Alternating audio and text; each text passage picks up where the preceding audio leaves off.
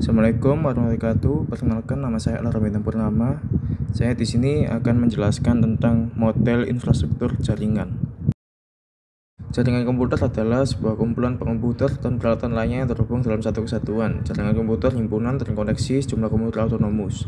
Sistem terdistribusi adalah suatu perangkat lunak yang dibuat di atas jaringan. Perangkat lunak yang menentukan tingkat keperpaduan transparansi suatu sistem jaringan. Perbedaan keduanya terletak pada perangkat lunaknya, bukan pada perangkat atasnya. Pengguna sistem distribusi tidak menyadari terdapat banyaknya proses dalam sistemnya. Data center adalah sebuah infrastruktur teknologi yang menjadi pusat penyimpanan data dalam skala besar. Biasanya, data center juga digunakan sebagai tempat instalasi komputer server tingkat enterprise yang berisi database untuk website atau aplikasi. Penyedia lahan web hosting, pengembang aplikasi, dan bisnis besar pada umumnya menyewa ruang fasilitas data center untuk mengoperasikan server.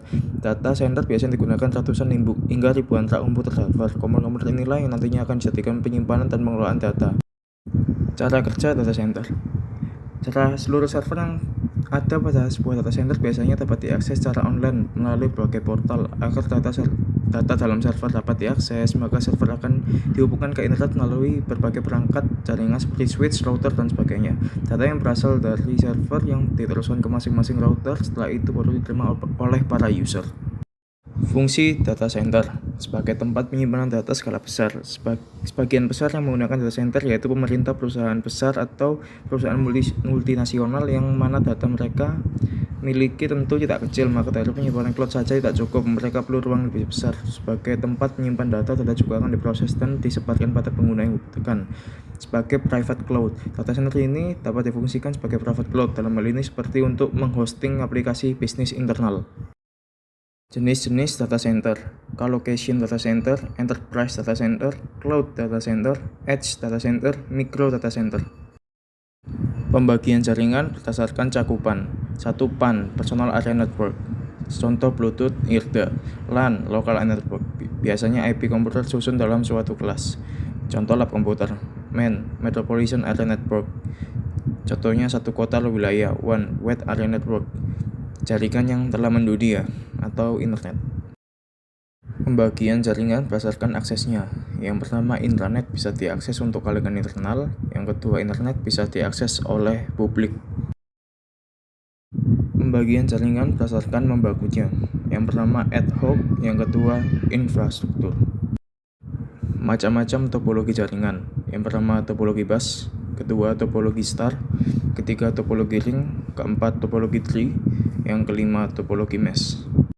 Topologi bus merupakan topologi jaringan yang pertama kali digunakan dalam menghubungkan komputer. Media transmisi yang digunakan berupa sebuah kabel yang panjang dengan beberapa terminal yang nantinya akan terhubung ke masing-masing komputer. Untuk kelebihannya, biaya instalasi yang sangat murah karena hanya menggunakan sedikit kabel. Menambahkan klien yang baru dapat dilakukan dengan mudah. Kekurangannya, jika salah satu kabel topologi bus putus atau bermasalah, hal tersebut dapat mengganggu proses workstation. Topologi star. Topologi jaringan ini memiliki bentuk yang sama seperti bintang, sebagai hub, sebagai pemedia penghubung setiap perangkat komputer seperti gambar topologi star.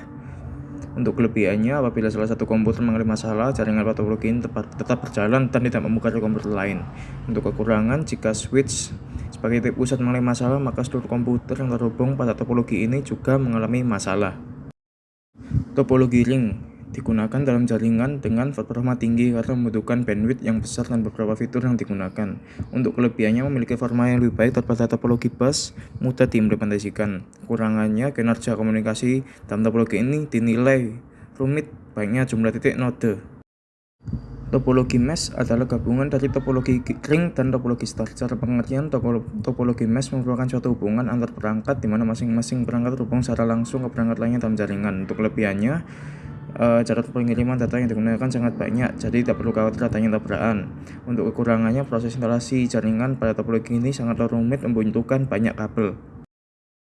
Topologi tree merupakan gabungan dari beberapa topologi star yang dihubungkan dengan topologi bus. Topologi tree merupakan topologi jaringan yang banyak digunakan saat ini karena topologi tree memiliki sistem yang mudah untuk manajemen jaringan. Kelebihannya, mudah untuk troubleshooting pada topologi tree. Untuk kekurangannya, memerlukan banyak kabel, sering terjadi collision atau lambat. Pembagian jaringan penggunaan kabel. Yang pertama, jaringan berkabel atau wired network. Yang kedua, jaringan nirkabel atau wireless network.